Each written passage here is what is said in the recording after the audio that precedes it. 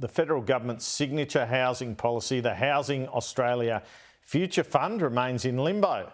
Labor has yet to strike a deal with the Greens in the Senate, who are demanding a 2-year national rent freeze in exchange for their support. But in Victoria over the weekend, the state Labor Premier, Daniel Andrews, said a rent freeze in his state is not off the table. Well, let's bring in Greens housing spokesman Max Chandler-Mather. Mr Chandler-Mather, thanks for your time. Would you claim a bit of a victory here with Dan Andrews announcing he's working on a plan where landlords can only lift rents every 2 years? Well, absolutely, and I think this demonstrates that momentum is building across the country to introduce a plan to freeze rent increases for 2 years and then cap rents after that. And in fact, what Dan Andrews has floated as the Victorian Premier is almost exactly what the Greens have been proposing for months now.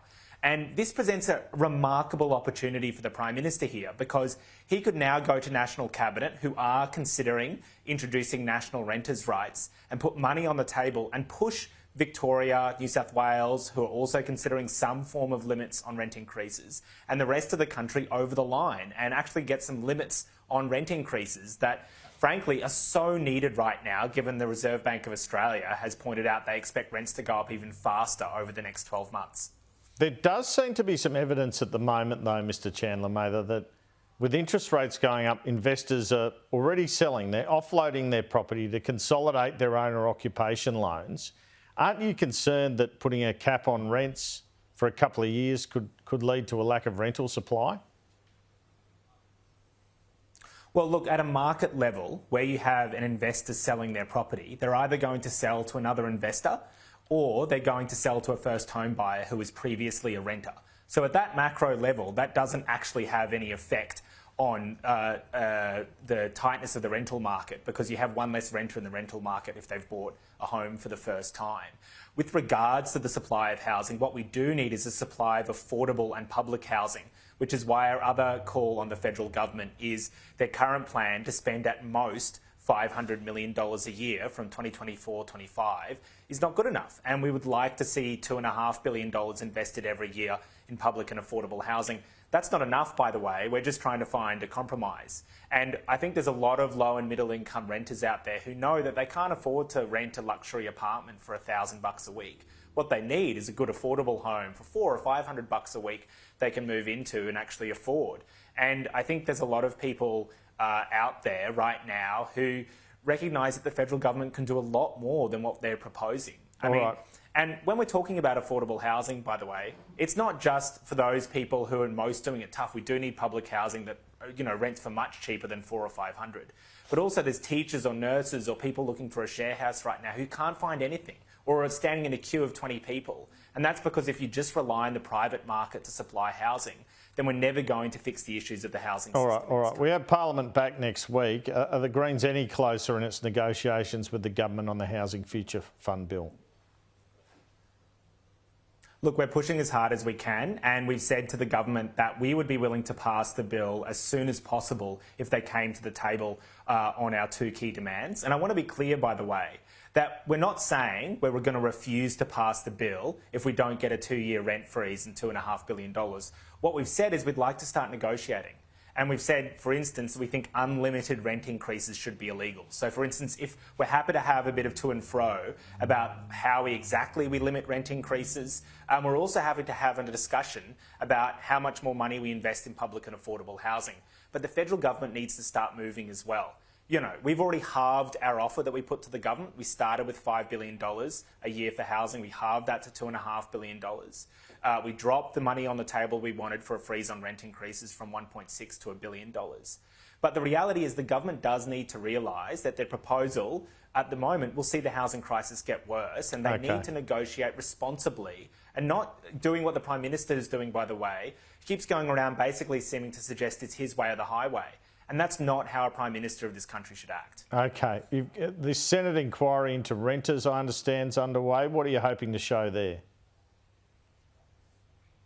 Well, I think too often the voices of renters and ordinary people are locked out of politics. And we're hoping to demonstrate to the government that when thousands, ideally we'd like to see tens of thousands of renters make submission to this, by the way, the first ever national Senate inquiry into the rental crisis that the Greens got up. Hopefully they'll hear from the voices of these thousands of renters and realise they matter as well, that the 1/3 of this country who rents deserves some form of representation, and it's not good enough to offer them literally nothing. And I think that there's the discussions in my experience down in Canberra around housing are often dominated by property developers, banks, and sort of big housing industry bodies. And too often sort of everyday people don't feel like they have a say. And this is a process by which we actually give ordinary people a say in how the government should be designing its future housing policies. All right, wanted to ask now about these IR law changes being proposed by the government, including that casuals would have a right to be classed as permanent after 6 months. Are the Greens inclined to pass this through the Senate? Look, we'll have to look at the specifics of the proposal, but in broad terms, we think casuals need more rights and access to leave entitlements and the right to become permanent employees. We do need to change the laws to give that effect. The reality is there's a lot of casuals out there right now functionally performing the role of a full-time employee, but are denied sick leave or holiday leave or, a lot of the sort of entitlements that I think we would expect anyone basically working a full-time job should have a right to. And I think we're a wealthy enough country, by the way, to ensure those workers get those entitlements, because if you don't get access to holiday leave, or if you're sick and you can't take that time off and get paid, then that has not only impacts on the worker, but on their family and the broader community as well. So, yeah, and I think the idea that we shouldn't be working towards making sure that casuals get those sort of rights would be silly. I think as a parliament, we should be working out a way to make sure that happens. We'll just have to make sure we look at the specifics of the proposal. What's your reaction to the announcement of Chris Barrett to chair the Productivity Commission, announcement by the Treasurer this afternoon? He has worked in a variety of roles, including as a senior public servant, but he was also Wayne Swan's Chief of Staff when Jim Chalmers was the Deputy Chief of Staff. What's your reaction to that? Well, look, I mean, I have my broader criticisms of often the way the Productivity Commission runs. I think these sort of appointments always cause a little bit of controversy. I think, frankly, regardless of who the appointment would be, part of the problem often with institutions like the Productivity Commission is the frame by which they consider policy issues.